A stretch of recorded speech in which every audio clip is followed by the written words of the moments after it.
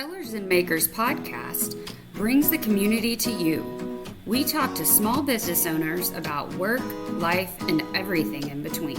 Subscribe to Sellers and Makers podcast so you never miss an episode. Hi, and welcome to Sellers and Makers podcast, a place artisans can come together in community. Brought to you by Everything Embroidery Market. I'm your host, Hope Dale, and I'm Christina, and today we have the pleasure of speaking with Jay and Tanya with TJ Stitch. Thank you guys so much for coming and chatting with us today. We're so happy to have you. No problem. Yes, so you guys have been a vendor with us in, I guess, our Myrtle EEM Beach shows in the past, and then you guys are going to be a vendor with us in Lafayette. So just a quick announcement for that. Our next Everything Embroidery Market is going to be in Lafayette, Louisiana, March 3rd through 5th. We will have a vendor floor open for you guys to shop, as well as lots and lots of classes, 50 plus classes for you guys to learn and engage and just grow in general. So that will be going on at the same time as our vendor floor. So if by the time this goes live, registration will be open on the website, and you guys can check out that full lineup of vendors and classes over at eemshows.com. So make sure you check that out. But in the meantime, let's jump in and talk to you guys. TJ Stitch. Okay, what is TJ Stitch? What do you guys do? Well, T for Tanya, J for Jay, and TJ Stitch. We are the exclusive U.S. distributor for Helios Iris embroidery threads, and also some craft threads and stuff like that as well, marrowing floss. We started in March of this year. Enmart used to be the company that was the distributor for them, and Enmart closed down and walked away.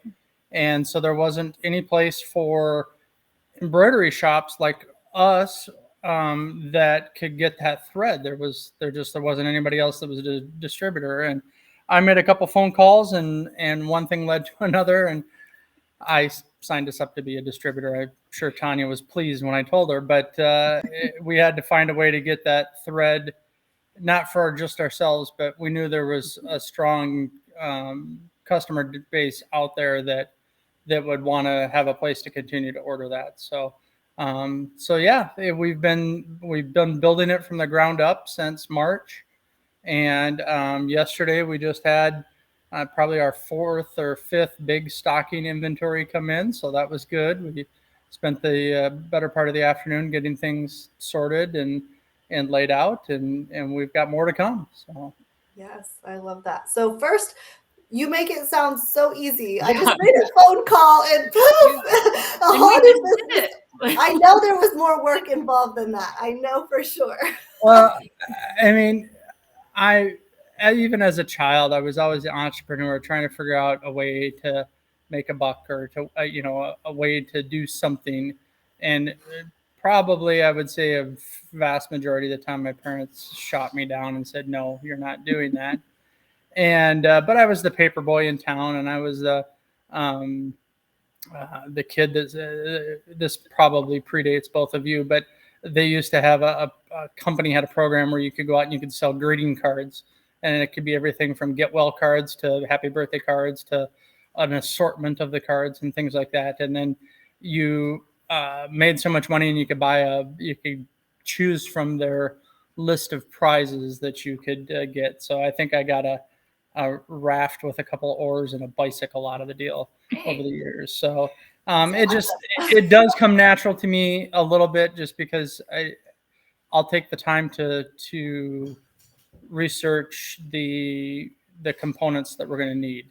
And fortunately with Helios Iris, all the threads coming from them, so I don't have to find anybody else to get the thread, but I do have to find somebody else to get the bobbins, and I have to find somebody else to get backends and toppings and blank patches and things like that. So some of that still is a work in progress, me trying to find the right partner to go, to line up with on that, so that we can expand our distribution beyond just thread. Yeah. But I mean, this is just since March. Like, It's October. Well, like this how is it started a lot. is I found out when I was out of town that Enmart was closing, and I'm like, oh my gosh, that's the only thread we use. It's the only thread our machines like really like Mhm. and has ever been run on our machines. So I called him and I'm like, have you heard this? And he's like, no. So the next phone call I get is, oh, we're the national distributors. And it's not a football team. So, okay, we're good. Well, you got to I do think- what you got to do. I mean, Well, and that thread's speaks, important. it speaks on to the quality that you guys believe, right? Like you thought so highly of this thread where you're like, I can't let this go. Like I love this stuff.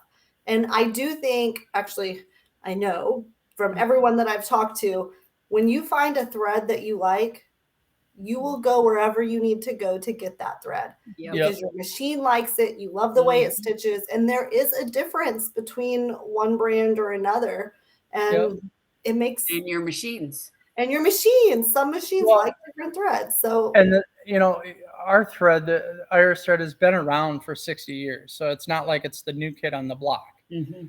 The thing is that it is produced in Mexico.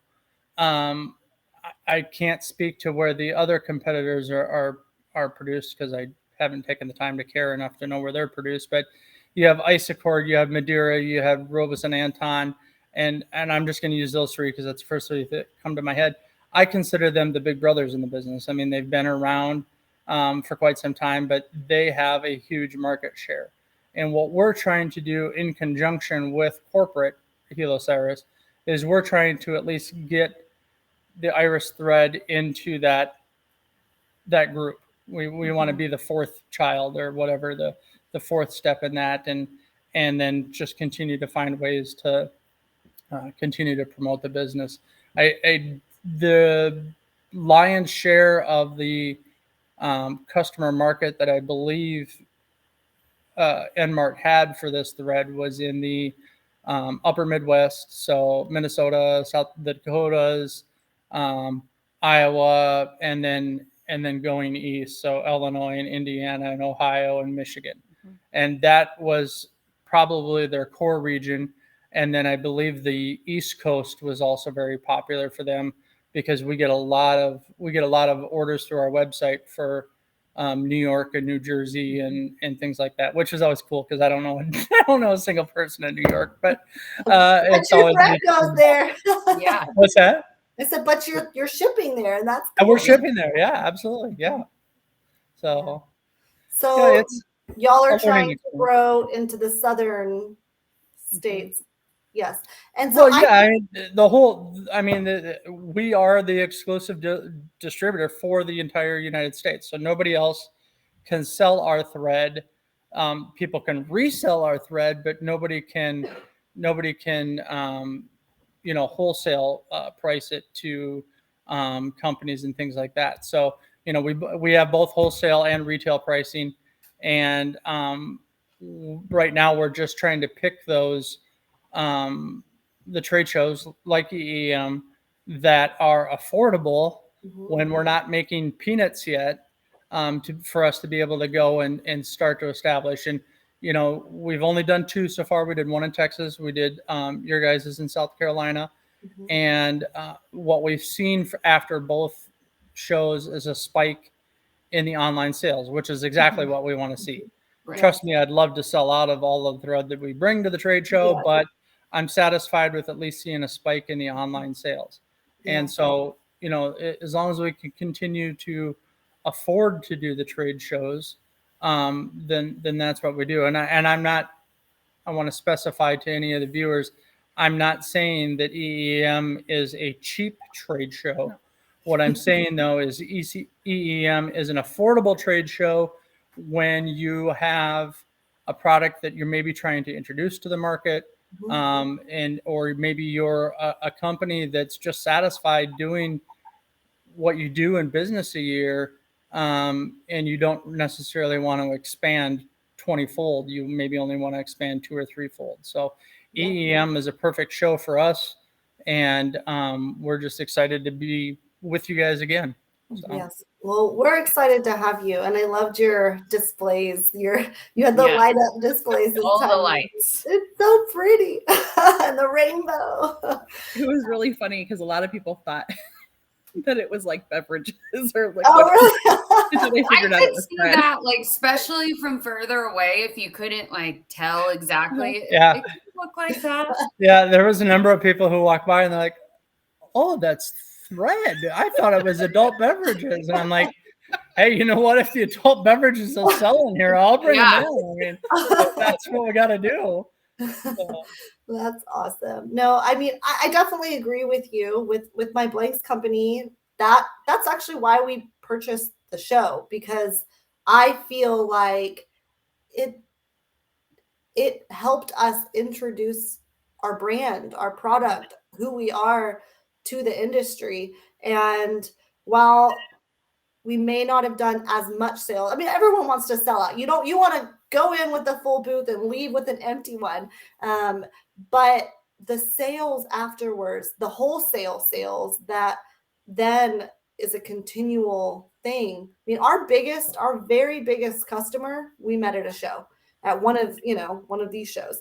And I actually, the like top 3, we met at these shows, and their business has continued to grow, and they've stuck with us over the years.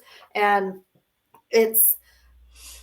I just feel, but from both sides, from the attendee side, I feel like you come to these shows, you invest in yourself, you invest in your business, you walk away better for it. You're able to learn something, grow, maybe pivot your business, start a business, or just your hobby. You're better at it. It's more fun because you're not making as many mistakes. So you grow from the attendee side, but also the business side is near to my heart, because like I said, I know for a fact the other business, the other side, would not be where it's at had we not done these.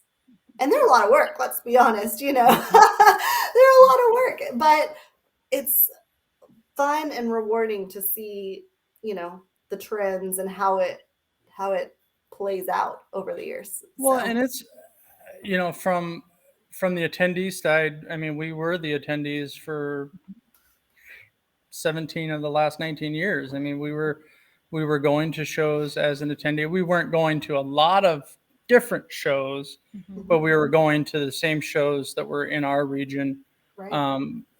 almost every year. Sometimes we would shut down the whole store and take all the staff, and which they really liked that one year when it was at a casino, because I gave them each $40 to spend at the casino, and I think the guy behind me spent 20 and won like 200. So he had a pretty good day at the casino. But as vendors, it is a little bit of a different bear, because obviously, like you said, you're going there hoping that you can bring all the stuff and sell it all and go home empty. But the realization of it is that you're not going to do that. And what you need to do is just put on your best show so that the customers feel comfortable with you. And then if it's an item that they are looking for, then they'll stick around to hear what you have to say, and either make a purchase, or they'll at least take the information with them Right. to actually review it and research it when they get home. So Right. Well, and those best customers that I'm telling you, at the shows that we met them, I mean, they weren't all at the same ones, but at the ones that we met them, they may have walked away with $50 or $100 worth of product. And, in that singular day, that's not necessarily a win. You're not like, ooh, I mean, every sale's amazing, right? That's not what I'm saying. But you weren't like, dang, that was a big sale.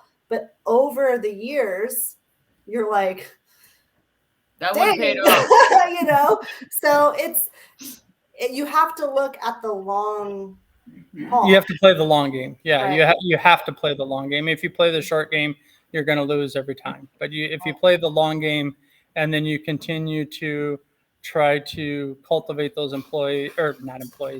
customers, then that's going to be good. I did get, just while it popped in my head, I did get an email just last week from the gal who won our Yes. our prize at your guys' show, and she was. It was again just made me feel good as to what we're doing. She's like, I was so excited, and I didn't know what I have no idea what I'm going to buy, but I'm so excited. like just you got a whole year to buy. Take your time. Just go through the website, pick out the things that you want, and we'll ship it to you. So yeah, so she won. It was like $500 worth of thread, right? Yeah, it was a $500 gift certificate. Yeah, and that's amazing. Yeah. It's like feeding someone's thread addiction. How do you pick? What were you gonna say? The other benefit of the shows for me is the conversations and the networking and building those relationships. I'm a firm believer in collaboration and being able to have the know, like, and trust factor going in. And so I'm willing to share, my resources. I'm with TJ Stitch, but I also bring my digital designs to our booth as well. And that's just a nice crossover, because then, they're like, well, I don't know where to get XYZ. I'm like, well, here's who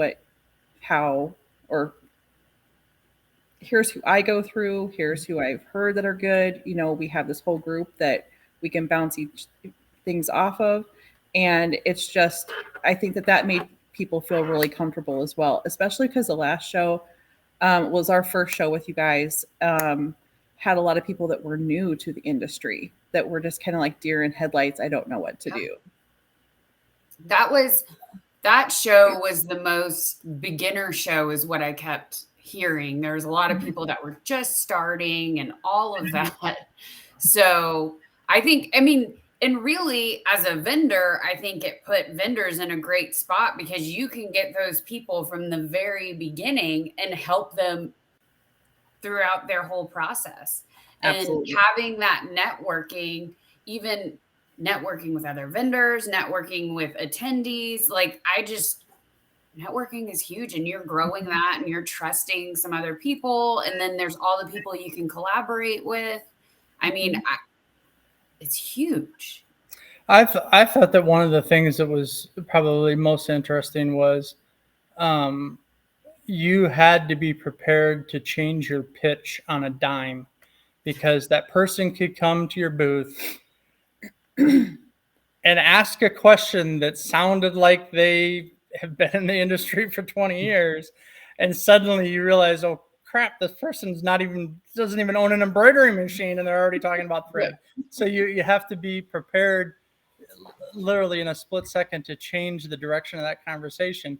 And I think for a vendor, we can only speak for ourselves, but for a vendor, I think that's fun, because then you're not giving the same old speech all day long and the same old pitch all day long. You have to be prepared to change it up based on, the clientele that are standing in front of you at the time. And obviously, I think a big part of that too, much like your videos that you're doing with this, is that you're getting the opportunity to find out from those attendees what it is that they do and what they're doing. Are they doing embroidery? Are they doing craft? Are they doing, just the variety of different things that are out there, and then finding a way to adapt and fit into their life is, I kind of feel is the vendor's responsibility. Yeah, I love that you say that. It's definitely different show to show. Every show, we have our core group that follow us for sure, but then there's different people. When we go, you're not going to have the same people in Lafayette that you have in Myrtle Beach, just because they're far enough away. People, some will travel, but some won't. And so the people that are in Myrtle Beach are so excited. Oh, this is local to me. So, and even though they're relatively close, there's things in those areas that are more prominent, right? In Texas, we love the big old monograms, the big bows, and you start getting into those northern states, and they may not feel like the bows are as important. We love prominent bows. I didn't know some of those things about the southern states. until we started, broadening our scope, and then to find out, about the Texas moms at is it homecoming, Yes. and things like that. And there's definitely differences from region to region. Absolutely. The other thing I was going to say is I think it's important for the vendors to get to know one another and be able to pin, oh, that you need to go see this person or that person. There's enough for everybody out there, and it just makes you look like a better human and things if you can play nice in the sandbox and be willing to share and refer on to maybe someone who could handle something a little bit better. 100%. I mean, we say this a lot. Yeah. Our niche is small in the grand scheme of things, but there's still room for everyone. People are gonna buy. If I'm selling the exact same thing as you, people will buy for me for one reason, and they'll buy for you for a whole nother reason. And like you said, it's good to be a good person. But also it's way more fun. Like for me, I'm much more fulfilled knowing if I can't help you, I helped you find someone that could. Absolutely. I'm out of my white t-shirt, but Bayou Blanks has it. Run over there, grab it from them, and then that customer too is going to trust you more because you took the time to help them find what they needed, even though they didn't find it with you. So they know that you're in there to help them. And next time they may come back and look and say, hey, do you have it now? Yeah. Right. Then and that leads us to your classes. You guys are teaching classes this time. Yeah. Yes. It's been a long time coming for me. People have asked me to explore the teaching aspect, and I was like, no. But actually, I kind of have COVID to thank for some of that, because of everything that happened with going online and then doing lives and getting more comfortable that way. So I'm pretty excited about it. I need to sit down and just really, go over it and put it together. But I am excited to teach. Is this your first time teaching in this type of setting? Yes. It's going to be great. I've taught online, but not in person. In person. I'll need somebody to sit in our booth while she's teaching so I can throw shit at her. Hey, that's okay. We'll make it work. Okay. We'll make it work. And we're going to need a video of that happening. Yeah. Yeah. I mean, I keep things here at my drawer in a drawer at my desk just to throw at people. We throw things. When somebody's being a smart aleck. Yes. Well, we need videos. It's all about the interaction, guys. Yes. No, but it's going to be great. I really think it's going to be great because I agree with what you're saying. The getting to know your customer, getting to know your vendors, working together, all that does is raise the tide for everyone. And people need to hear about that. And so I can't wait for that class. And I love that you said that COVID's to blame because you pivoted and you were like, you stepped out of your comfort zone and here we are. And I think it's going to be amazing. we keep hearing when we're talking about it, and that was one of the things that we kind of wanted to touch on this season is how has the last few years affected your business and what good or bad changes have you made? And I feel like a lot of times people have said COVID made me go online and kind of get more comfortable. And it ended up being a great thing. I think this is what she's going to say. I think for us, it wasn't even COVID that forced our hand on this. It was January 4th of 2020 when I was in Texas doing a college football event. We were the merchandise provider. And I had just set up the table at the Fort Worth Convention Center. And I had a massive heart attack. And I was alone. Tanya didn't come with me to the event. I was down there by myself. And they long story short, they got me to the hospital. I should have died 2 different times while I was in the hospital. They saved me. Tanya was able to make it down, and then we spent a week long of vacation in the ICU, and then eventually drove home. But because of that caused us to pivot before COVID. Mm-hmm. I mean, that was January. COVID really tipped off in like mid-March. Yep. And we were already in the stay home and go nowhere mode the way it was. And our staff was doing a great job of running the store. But then, of course, all the businesses were essentially shut down then, unless you were at least here in Minnesota. I don't know how it was in the rest of the states, but unless you were an essential business to what was going on, you had to close. Well, we have a laser machine, and we had a group approach us that was buying fabric in huge quantities, and they wanted the fabric cut so they could make them into masks. So they had a whole bunch of grandma and grandpas, more grandmas, sitting around with sewing machines that would sew these things together, and then they were donating them. And because of that, we were able to reach out to the powers that be in the law enforcement here in our area, and we got the signed approval that would allow us to continue to operate. So when some of our competitors were completely shut down, we were actually able to keep going, even though we weren't selling t-shirts and sweatshirts and things like that to our normal customers, because they weren't even coming out and shopping anyways. We were at least able to stay afloat as a business. And one of the things that I know I take great pride in, I know Tanya does as well, is that the biggest thing was during that entire time, we were able to keep all of our staff on payroll, keep paying them. We didn't have to, we didn't have to lay them off or have them go on unemployment. Some of them have mentioned that they would have made more money on unemployment than they would have during the time they worked with us, but they stuck with it nonetheless. So, Yes. That I think for us was more of the COVID turning point than actually COVID itself.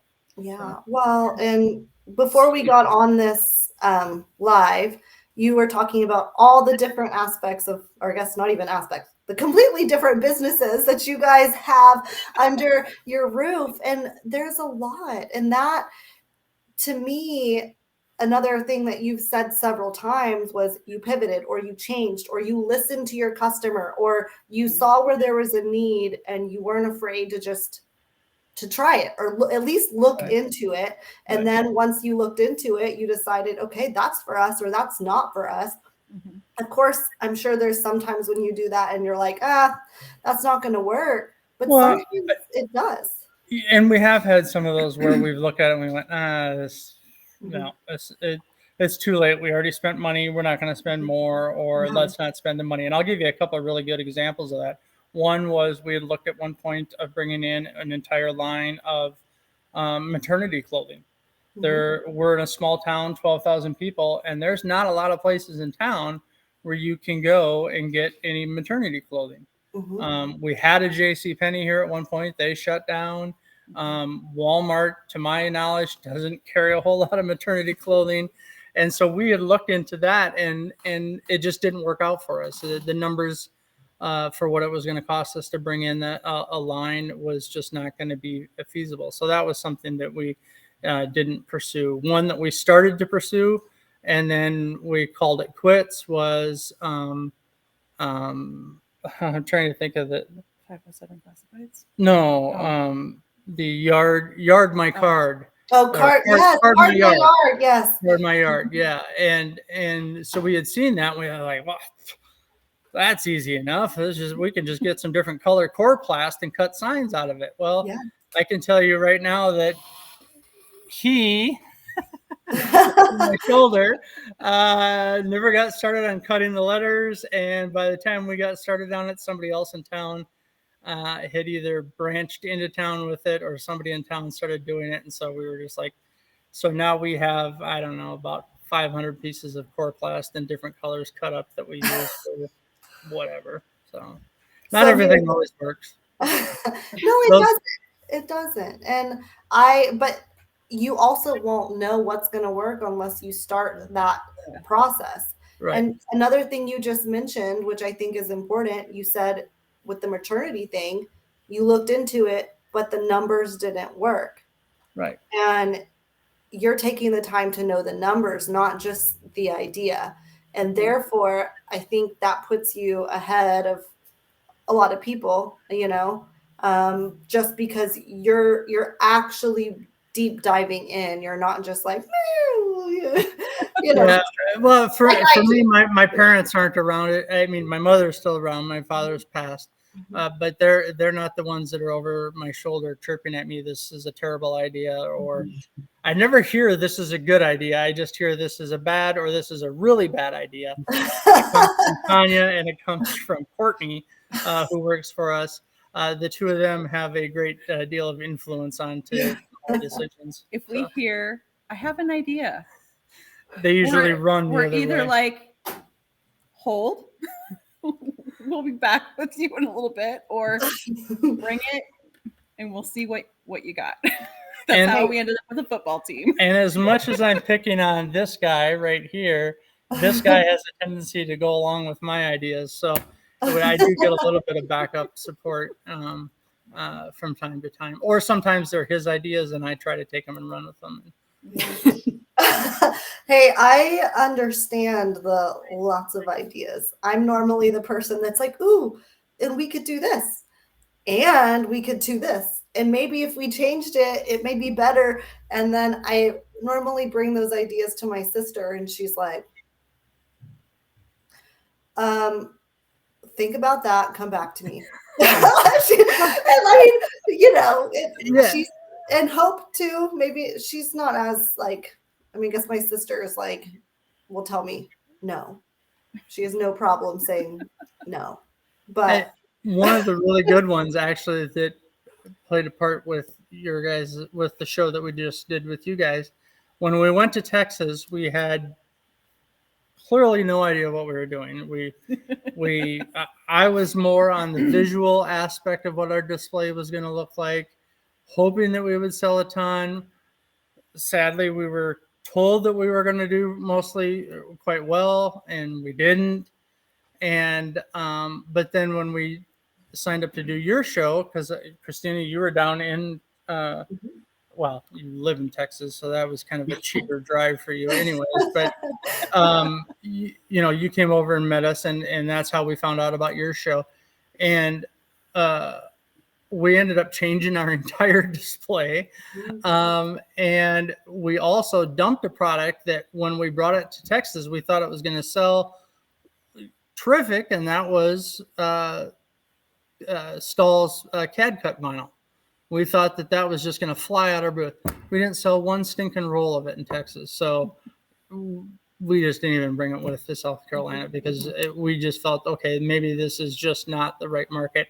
And I will say, in South Carolina, I didn't see that many booths selling vinyl, so maybe we would have done better. I don't know, but I think with the advent of direct to film and some of those other technologies, that vinyl, it's never going to be a thing of the past, because there are definitely uses for it, but I don't think people are like, oh, I don't have to weed and I don't have to layer and I don't have to do all these things and I can do this. Let's do that, because I know that makes much more sense financially, and again, it comes down to pivoting. Yeah, and Caesar announced their printable vinyl too, and all that stuff. Like, you're right. It's years ago. Like, I used to love the idea of vinyl. I've got the vinyl cutter. I've got the heat press, and I'm like, oh, this is so awesome. I'm going to make all these things. And I did make some things, and I'm sure I will still use it some. But you don't realize, like, hold on, let me get that little bitty piece out. You're weeding, and then you like transfer it to the transfer tape, and then something, I don't know. Maybe I'm just not so good at it. we have a customer who went out and bought her own cutter and all that kind of stuff. And I'll share the story because I'm 99% sure she'll never see this. But she paid us to do the cutting despite having her own machine. She paid us to do the cutting. Not the cutting and the weeding, because that's the part that would have made sense, the weeding part of it. She just paid us to do the cutting. And it was always kind of like, okay, this is like $300-400 a month. It's just play around money because there's really no sense in why she can't do this on her own cutter. But she's having us do it, which was fine. It kept our cutter moving. And, you know, you guys know as well as I do that as long as the machines are running, there's usually money being made. It's always kind of like it's your own paper, or not paper, your own money printer, money printer, money printing press. There we go. We're getting there eventually. Yeah. This is a common experience at TVIV and TJ Stitch and Gracie McDoodle. Yep. Oh man. Nope, I agree. As long as those machines are running, that's where it's at, you know, when That's they good stop. news. Yeah. You know. Yeah, just remember that staff that's working today. Machines running, we're making money. Running any machines. No machines We're are getting all kinds of people in trouble today. Oh yeah. Oh man. Well, anyway, I'm so excited that you guys are going to be there. I'm excited that you're going to be teaching a class. Two classes. Two classes. Both are teaching classes. Yeah. I'm excited. Yeah, thank you. I appreciated that because I really didn't want to talk about what I'm teaching, so it was fine. You went to her. We'll have you on a live later talking about You know what? I'm excited to teach too. I originally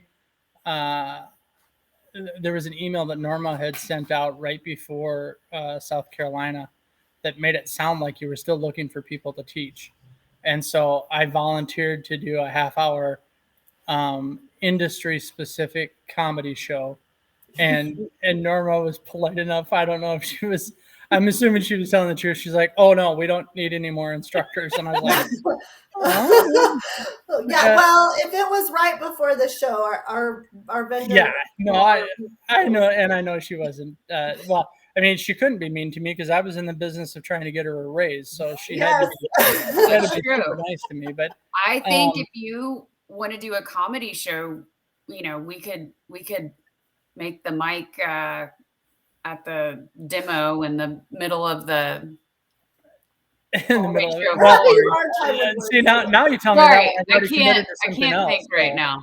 I know in my head I'm like trade show floor. You're in the middle of it with the microphone and comedy hour, industry specific comedy hour, or 30 minutes. Excuse me. It's sadly one of these things. I've done stand up comedy twice, and I killed it. And I say that affectionately because I really did do a good job, but they were both like improv. Like it was just like impromptu. Suddenly I'm getting up on stage and I'm going at it. And now I feel like I would put so much pressure on myself that I would stink. So I'm fine with doing just the class that I spoke about. Maybe which was at the end of the class, you can share do a little joke or two at the end. Yeah, there you go. As a bonus. How many people in the room think I stunk? Please raise your hand. No, I'm looking forward to teaching it too, just because it's a little bit out of my wheelhouse as far as compared to what Tanya's been doing the last few years and what I've been doing. I've not really been as involved in the business the last 2 years as in our primary business. Correct. Yeah. Well, TJ Stitch has been all me. Tanya's not done anything. Help sort thread a couple times. That's it. Yeah. No. I do the marketing. Tanya does all the marketing and collateral material. I'm just joking. Well, sometimes Zach does, but we have to keep an eye on him. It's a team effort. Team effort. Even so no, I'm looking forward to it as well. I'm looking forward to the class. I think that I'm going to bring some things to the class that's going to be a little bit of a different view than probably the traditional view on how you go about obtaining your customers. And, you know, we all obviously right now in our industry, everything is all about, you know, Facebook and Etsy and TikToks and this and that. And mine are still going to incorporate some of that, but it's just going to be a little bit of a different twist on it. And so I'm looking forward to it. So I think it'll be a fun class. Another thing that I noticed, it just happened in the last couple of days, is that because of COVID, a lot of relationships that were made in different classes or groups, like Todd Downing and Aaron Montgomery's thing, we've met a lot of people. Yep. And all of a sudden, and Nikki Adamowitz, all of a sudden, you know, we're all going to be in the same place. So we've had the opportunity to meet some people in person. And then I know that in Louisiana, there's a bunch of us that are. Yeah. Yep. Oh, Yeah, no, but I Oh. told them that before we Oh. went on air that, Yeah. that we have a number of people that we're all talking about it. Not a timeshare. Airbnb. Yeah. Yes. But to get together and meet the kind of offshoot people that we've heard about but maybe not met. I know that in Myrtle Beach we got to meet Aaron Montgomery in person, and it was just really nice because I walked into his class, he came up and gave me a great big hug, like, you know, we have known each other forever. Yeah. And I was just disappointed that his wife Kylene couldn't have been there too. So Yes, she was there in Chattanooga, but, and I don't know if she'll be coming with him to Lafayette. I don't know. We'll try. We'll try to snag her in there. Yes, do. fingers crossed. I do yoga with Kylene a couple of days a week, and we're starting to do some collaborative things. So I'm hoping that maybe I can convince her. And yes, there's people watching this right now that are going, how the hell are you doing yoga when one of you's in Missouri and the other one's in Minnesota? But I can tell you for a fact they do it every week, a couple days a week, because the dogs do not like it if she's doing it at home. They think she's wanting to play with them, and they're not happy with it. I don't do hers, but I've seen it. I do yoga at home, and my dogs are the same. Well, I just have one dog, but he does not. He thinks it's playtime. Right. I get it. Right. All of a sudden I'll be giggling and Kylene's like, which one? Yeah. I love it. Yep. It's Yes. all about those connections. And I hope she can make it. I'm excited. Aaron's going to be there. Nikki's going to be there. If anyone else wants to be there, you should be there. Let us know. We'll get you there. And I think, yeah, I love that's like everyone has like their group, their tribe, and then they come and it's like you get to meet all these offshoots of these people, and it just makes it even bigger and better. Right. And getting to meet all these people, and then you have new potential customers or just people you can collaborate and network with. Like, or you, the networking word is the biggest one for me, because you just then have people that, okay, now we've met. Now I have extended the olive branch of getting to know you a little bit, you getting to know me. And when somebody says, well, gee, where can I get cotton blanks? Ta-da, Christina, you know, I can recommend that, and I can do so with the comfort of knowing that Christina is going to take that person and is going to treat them like she's treating me. Mhm. And unless they become a jerk afterwards, like me sometimes, then you're not. So I just think that like the two big words for Tanya and I in business and daily life is networking and collaboration. And I realize that those two words are inherently tied to each other because they pretty much mean the same thing. But you know, we really got into the BNI networking groups here in our area. We definitely saw a lot of positives from it, not only just for personal growth, but also business. And that's some of that kind of stuff is what I'm hoping to hit on in my class. Yeah. And I think a lot of people are going to find a bunch of value from that. And then they can take that information that they learn, ask questions in the booth, go. And that's also what I love about this show is you take the class. It's an hour class. Most of these classes are packed full of information. You can go sleep on it, come visit the booth the next day, ask questions. That person sitting next to you, y'all can talk about it, and then go home and shop with that person because you've learned, you've met them, you know them. Like you said, you have built a trust, and hopefully it's a continued relationship over many, many years. Mhm. So, Yep. okay. Well, I think, is there anything else you guys want to add? Go visit tjstitch.com. Yes. Yes. If you haven't already, please do check out their website. Check out the awesome thread, and then go to EEM shows, sign up to come to the vendor floor, and then as many classes as you can fit into your schedule, because you will not regret it. Jay and Tanya are going to be there. Lots of vendors are going to be there. Hope and I will be there. As you can tell, we like to have a lot of fun. So make sure you join us at EEM shows in Lafayette, Louisiana, March 3rd through the 5th. And we can't wait to see you there. So thank you. Thank you, guys. All right. Follow us at Everything Embroidery Market on Facebook and Instagram for all of our latest updates. We will see you next week.